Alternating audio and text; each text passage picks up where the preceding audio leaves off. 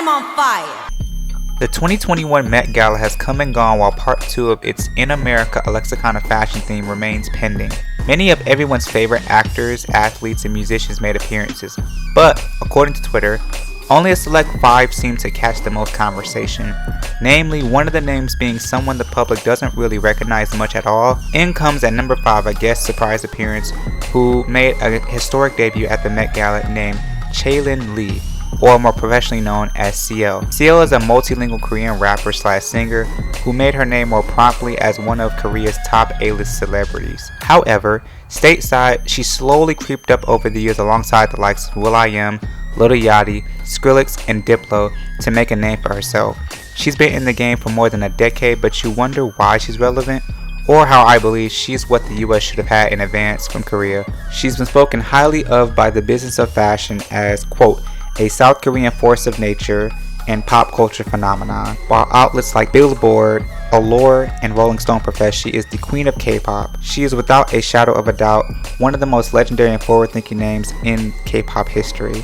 By all means, this is no shade to the select few Korean acts who cracked the glass ceiling before her, or even the newer superstars walking over the doors she aided in kicking in. This is a conversation many people have had over the years, and the question is, with her extensive list of A-list celebrities and friends from Beyonce, Rihanna, Kanye West, and Naomi Campbell, to her buildup of cultural awareness, genuine star charisma, and performance talent, how did the US miss out on CL? And what is happening to correct that mistake? Before 2009, Korea had a lack of commercially visible femme fatales in the music space. Pop music in Korea had not transitioned into the bursting bagger attitude that excelled in the US, thus leaving a moderately unknown gap in the music space. As we already spoke about in my previous video about the history of K-pop, the use of R&B style vocals, hip-hop choreography, and rapping had already been established, but the debut of 21 would fill the necessary gap, providing a strong female voice led by CL. YG Entertainment, nowadays known for Blackpink, would launch a successful girl group seemingly out of nowhere.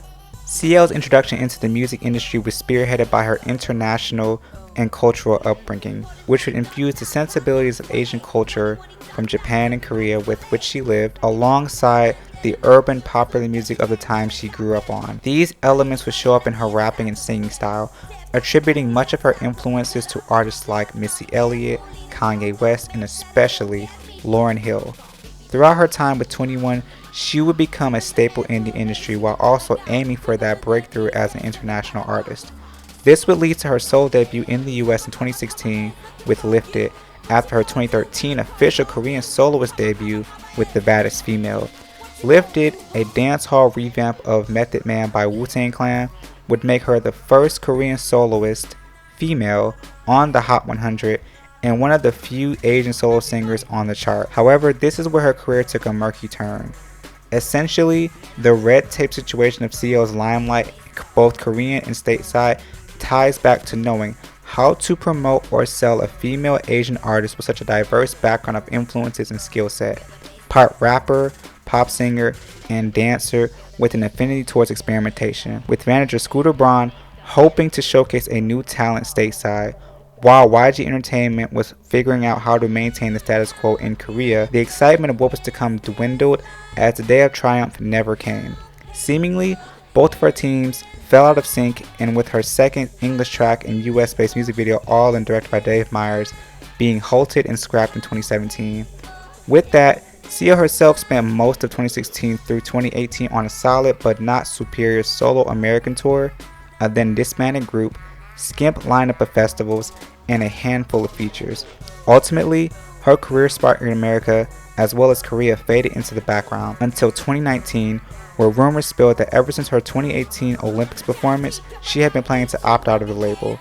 Then finally, confirmation was made in November of 2019 that she would no longer associate with the label. Unbeknownst to fans, CL would make haste releasing tracks from her first independent EP called In the Name of Love, compiling of former unreleased songs, then going on 10 months later to make preparations for her solo debut as an independent artist with her own brand called Berry Cherry. Thus brings us to the present day after making many more appearances in the last year and releasing 3 new songs for her upcoming debut album titled Alpha, due out this October. At her core, she's certainly not bred the same way as most artists are. Despite any attempts to downgrade her alpha female image as a tryhard in her early years, CL is one of the most diverse and experimental artists in Korea, and even among female artists stateside. Her background during her girl group days led her to sing in a variety and rap in a variety of genres like contemporary R&B, reggae fusion, dance pop, electronica, pop rock, and more. With that, she curated a name for herself outside of pop, rapping on a variety of trap and hip-hop songs. While she is still a confident and convincing MC, she holds true as a unique voiced and emotive singer.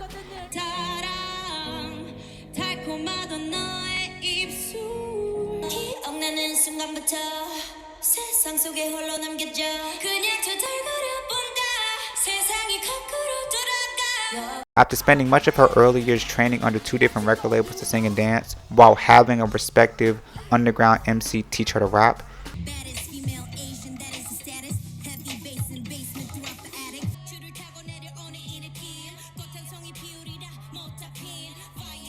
she's a force to be reckoned with. Just by taking a look at her 2019 EP, In the Name of Love, CL finds ways to pen her feelings over the years while skating across tunes of tropical dance, alt R&B, and gospel.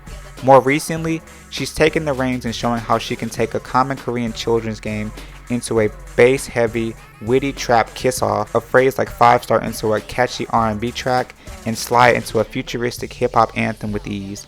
Doing all of this while having sung in 3 different languages, such as English, Korean, and Japanese, and written in 2 of them. As a performer, she brings an electrifying charisma through her fiery CL persona. Similar to the alter ego most know artists like Beyonce, Sasha Fierce, and Nicki Minaj is roaming for, on stage, she's notorious for being the ultimate hype woman, yelling, leaping, crawling, and mic drops. But while she has the ability to engage the audience with her rap, singing, and dancing, she's proved after a while that she could stand with her gaze and presence.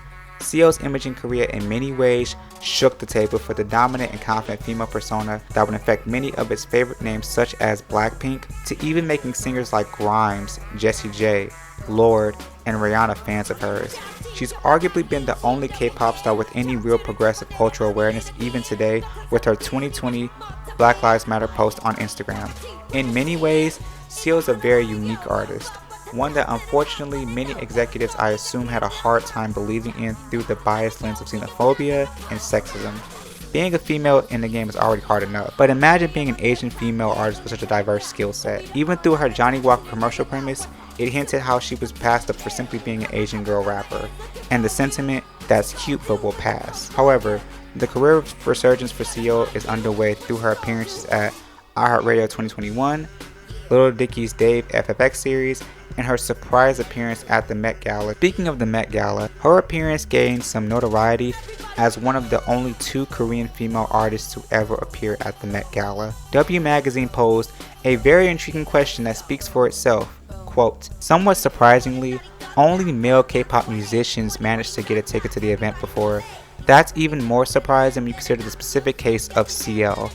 Helped lay the foundation for relations between Korean music stars and Western fashion houses as we come to know them.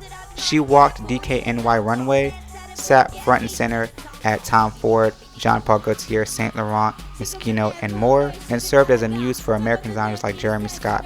End quotes. Another poke at how this could have already happened and not be such a surprise to audiences. Given CL's knack for experimentation sonically and clothing-wise, it's no wonder her videography has taken a turn to showcasing varying degrees of designers both high-end and indie, while taking on cinematic or vibrant aesthetics not dissimilar to Janet Jackson and Missy Elliott.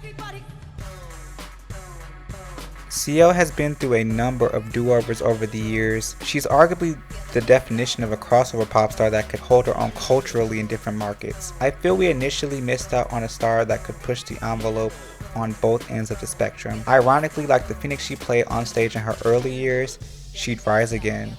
We'll just have to see which becomes of her career as her new single Lover Like Me is released, an Alpha album.